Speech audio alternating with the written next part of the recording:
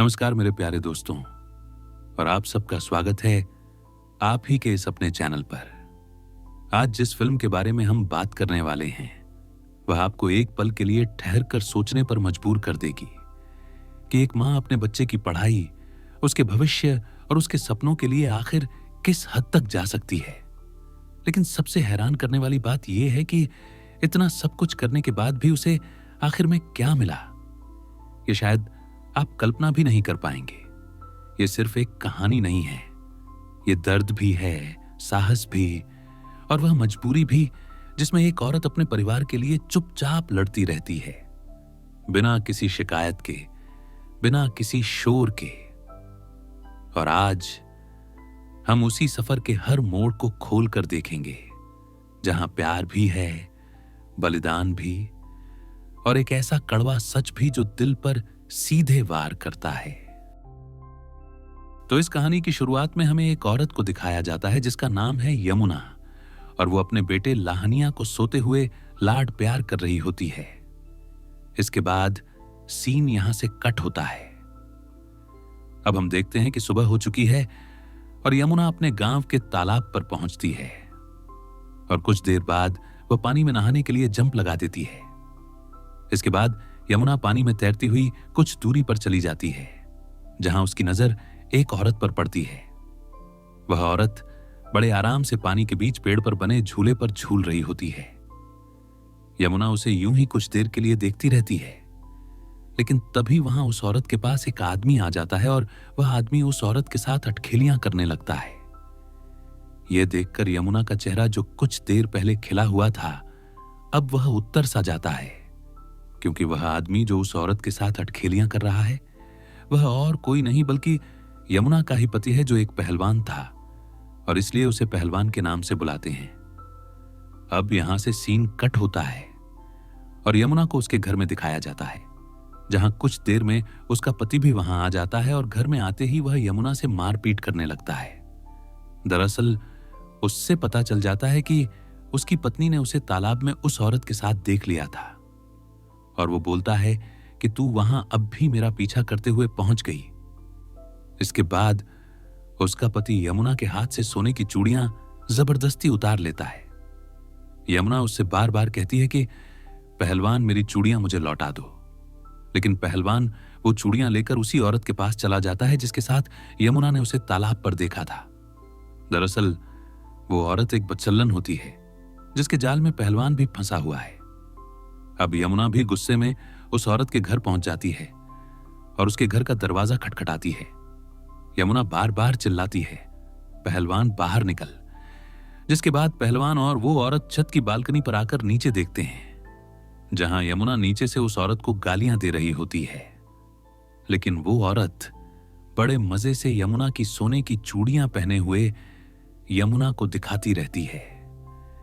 यमुना के काफी ज्यादा शोर शराबा करने पर पहलवान दरवाजा खोलकर नीचे यमुना के पास आ जाता है, जहां यमुना फिर से उससे कहती है कि मेरी चूड़ियां वापस लाकर दे दो, मेरे पास ये जेवर ही है मेरे बेटे को पढ़ाने के लिए। लेकिन लाख मिन्नतें करने के बाद भी पहलवान यमुना की एक नहीं सुनता, और वो उसके मुंह पर थूक कर फिर से उसी घर में चला जाता है। अब यमुना हताश हो जाती है और गांव में पानी पर बने एक पुल पर पहुंच जाती है, और काफी देर सोचने के बाद वह पानी में कूद जाती है। लेकिन कुछ ही देर में वो पानी से बाहर निकलकर वापस अपने घर लौट जाती है। इसके बाद यमुना कुछ कपड़े उठाती है और अपने बेटे के साथ घर पर ताला लगाकर घर छोड़कर निकल जाती है।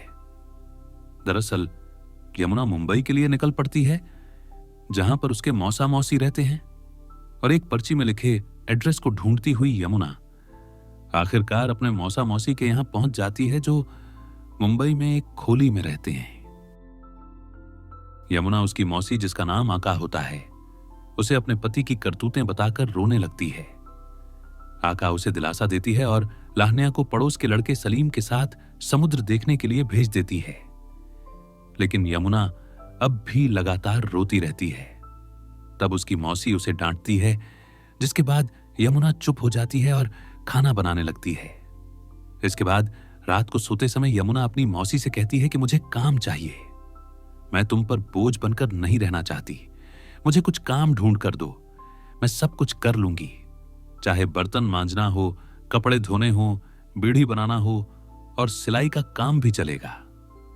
यमुना आकाश से पूछती है कि तुम क्या काम करती हो, और इस पर आका यमुना को मजाक में मारती है और अब ये सभी सो जाते हैं।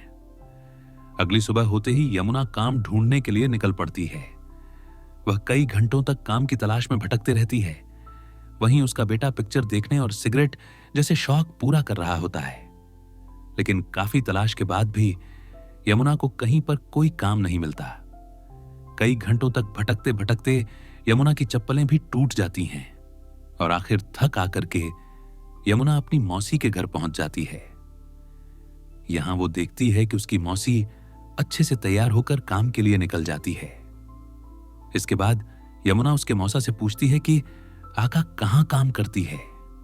उसका मौसा उसे बताता है कि वो एक आर्ट्स कॉलेज में झाड़ू लगाने का काम करती है। यह सुनकर यमुना उसकी मौसी के पीछे पीछे निकल पड़ती है।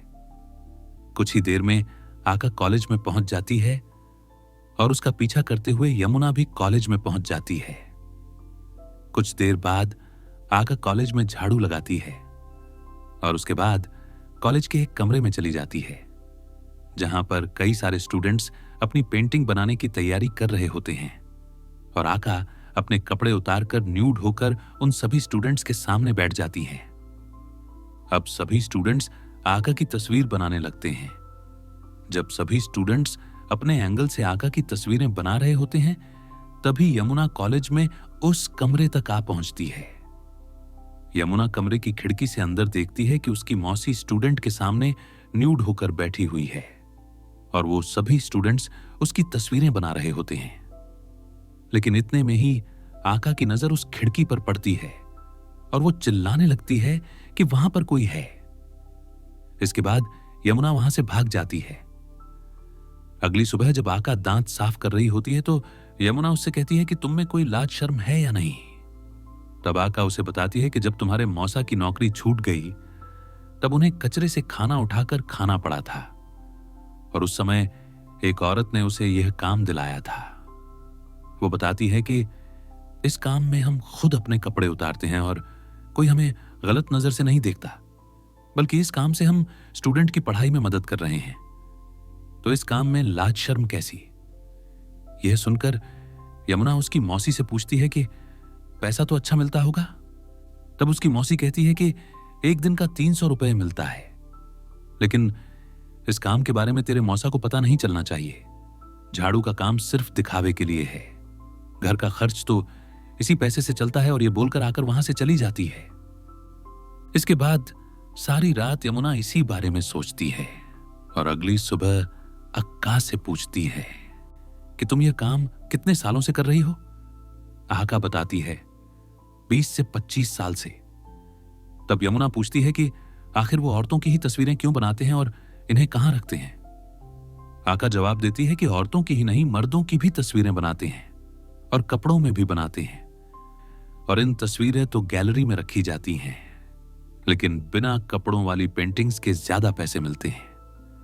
अक्का यमुना से कहती है तू भी ये काम क्यों नहीं कर लेती, तुझे अपने बच्चे का भविष्य भी देखना है और किसी को कुछ पता भी नहीं चलेगा। ये काम बंद कमरे में होता है। काफी सोच विचार करने के बाद यमुना अगली सुबह अक्का के साथ कॉलेज चली जाती है।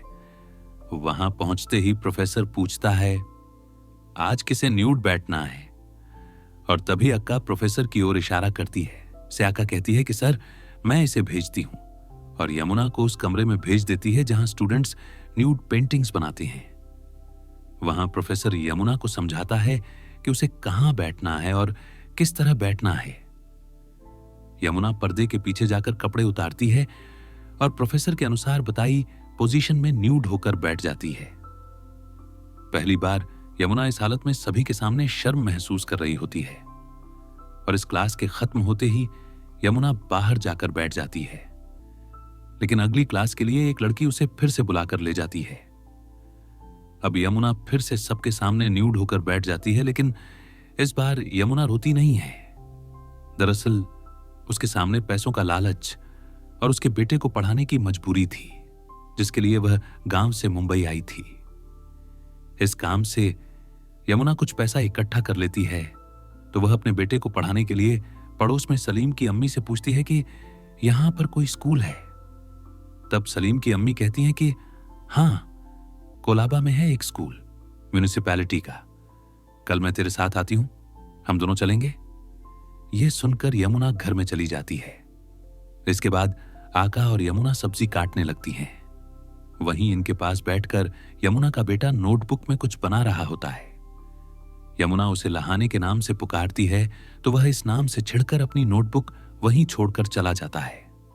तब उसकी नोटबुक पर आका की नजर पड़ती है, जिसे वो यमुना को दिखाती है। दरअसल लहाने ने काफी सुंदर पेंटिंग्स बनाई हुई थी, क्योंकि लहाने की रुचि पेंटिंग्स बनाने में थी। धीरे धीरे समय बीतता गया और यमुना को कॉलेज में पेंटिंग बनाते हुए 2 साल हो जाते हैं। और हर बार की तरह कॉलेज की छुट्टियों में यमुना का काम बंद हो जाता है और इस दौरान यमुना कॉलेज में सिर्फ झाड़ू लगाती और इसके अलावा घर घर जाकर झाड़ू पोंछे और बर्तन साफ करने का काम भी करने लगी। एक दिन यमुना लहाने के बैग में उसकी बनाई हुई पेंटिंग्स आका को दिखाती है और कहती है कि यह सभी सब्जेक्ट में मुश्किल से पास हुआ, लेकिन चित्रकला में उसने इनाम मिला है। और यह देखकर आका कहती है कि अगर लहाने इसी तरह पेंटिंग्स बनाता रहा तो वो इसी कॉलेज में आ जाएगा। यमुना और आका तय करते हैं कि उसे पढ़ाई के लिए दूसरे शहर भेजना होगा, जिसके बाद लहाने को पढ़ाई के लिए जबरदस्ती औरंगाबाद भेज दिया जाता है। अगले दिन जब यमुना कॉलेज में होती है तो वहां पर एक स्टूडेंट यमुना के सामने एक प्रस्ताव रखते हुए कहता है कि अगले 4 महीने उन्हें कॉलेज की तरफ से न्यूड मॉडल नहीं मिलने वाली। क्या तुम कॉलेज से बाहर एक जगह न्यूड पोजिंग के लिए अकेले आ सकती हो? यह सुनकर यमुना इनकार कर देती है, लेकिन पुराने स्टूडेंट जयराम के समझाने के बाद यमुना बाहर न्यूड पोजिंग के लिए तैयार हो जाती है। यमुना जयराम से कहती है कि उसके साथ वह मौजूद रहेगा। दरअसल यमुना की नजरों में वह एक अच्छा व्यक्ति था जो अक्सर उसकी मदद करता रहता है। अब यमुना उन सभी स्टूडेंट्स के घर जाकर न्यूड पोज देकर पेंटिंग्स बनवाती है और घर चली जाती है। घर पहुंचने के बाद लहाने का फोन आता है और वह कुछ पैसे भेजने के लिए कहता है।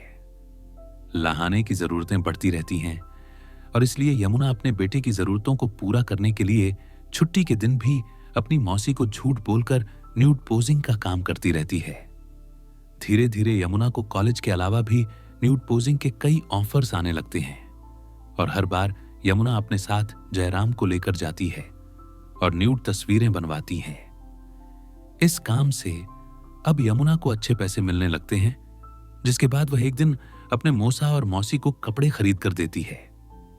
यह देखकर उसकी मौसी यमुना से पूछती है कि इतने पैसे उसके पास कहां से आए। तब वह अपनी मौसी को बताती है कि एक अच्छा बूढ़ा आदमी था जो बहुत बड़ा चित्रकार था, उसने इस काम के अच्छे पैसे दिए। अब यमुना बाहर तो न्यूड तस्वीरें बनवाती ही साथ ही कॉलेज में भी अपनी मौसी के साथ झाड़ू लगाती। लेकिन एक दिन उसकी मौसी की तबीयत खराब हो जाती है और अब सारी जिम्मेदारी यमुना पर आ जाती है। इसके बाद लहाने का एक लेटर आता है जिसमें लिखा होता है कि वह पास हो गया है। आगे की क्लास के लिए रंगों और कई सामान के लिए उसे और पैसों की जरूरत है। अब कॉलेज छुट्टियों के बाद फिर से शुरू हो जाता है। यमुना को अपने बेटे की अच्छी शिक्षा के लिए पैसों की जरूरत थी और इसलिए वह बाहर यह काम तो करती ही साथ ही कॉलेज में भी न्यूड पोज देती। लेकिन एक दिन कुछ लोग इकट्ठा होकर कॉलेज में नारे लगाते हुए आते हैं कि न्यूड पोजिंग बंद करो।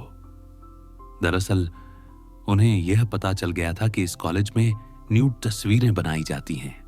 वह कॉलेज में आकर हुड़दंग करते हैं और वहां पर टंगी पेंटिंग्स को तोड़ फोड़ कर उनमें आग लागकर वहां से चले जाते हैं। अब सभी के चेहरे लटक जाते हैं। तब कॉलेज के प्रोफेसर यमुना से कहते हैं कि तुम्हें यह काम करना होगा, नहीं तो सब खत्म हो जाएगा, तुम किसी से मत डरना। तब यमुना इस काम के लिए राजी हो जाती है। वो कहती है कि इस काम से उसका घर चलता है, उसका बच्चा पढ़ता है, चाहे कुछ भी हो जाए पढ़ाई नहीं रुकेगी, चाहे वह उसके बेटे की हो या इन सभी स्टूडेंट्स की। यमुना नीचे गिरी तस्वीरों में से एक तस्वीर को साफ करती है और उसे फिर से वहीं पर लगाने के लिए ले जाती है जहां वह तस्वीर पहले टंगी थी। यह देखकर सभी लोग तालियां बजाने लगते हैं। अब कुछ दिन बाद अखबार में खबर छपती है कि न्यूड पेंटर मलिक देश छोड़कर भाग गया। और दूसरी ओर यमुना के मौसा भी इस दुनिया से चले जाते हैं और कुछ दिन बाद ही यमुना का बेटा भी मुंबई लौट आता है। यमुना उससे कहती है कि अभी 2 साल और बाकी है तेरी पढ़ाई में, लेकिन लहाने पढ़ाई लिखाई और चित्रकारी से मना कर देता है। वो कहता है कि वो दुबई जाएगा और मजदूरी करके पैसे कमाएगा। दरअसल लहाने को पता चल गया था कि उसकी मां कारों में बैठकर कहीं जाती है और इसलिए वो अपनी मां को भला बुरा कहकर वहां से चला जाता है। अब सीन यहां से कट होता है और यमुना को कॉलेज में दिखाया जाता है, जहां उस कॉलेज का प्रोफेसर अब जयराम बन चुका है। यमुना जयराम से कहती है कि आज जाएंगे वो उसका आखिरी काम होगा। आज के बाद वो प्राइवेट काम नहीं करेगी। अगर कॉलेज में कोई काम हो तो बता देना। इसके बाद यमुना और जयराम समुद्र के किनारे चले जाते हैं, जहां काफी तेज बारिश होने लगती है। जयराम यमुना से कहता है कि मैं छाता लेकर आता हूं, लेकिन यमुना मना कर देती है।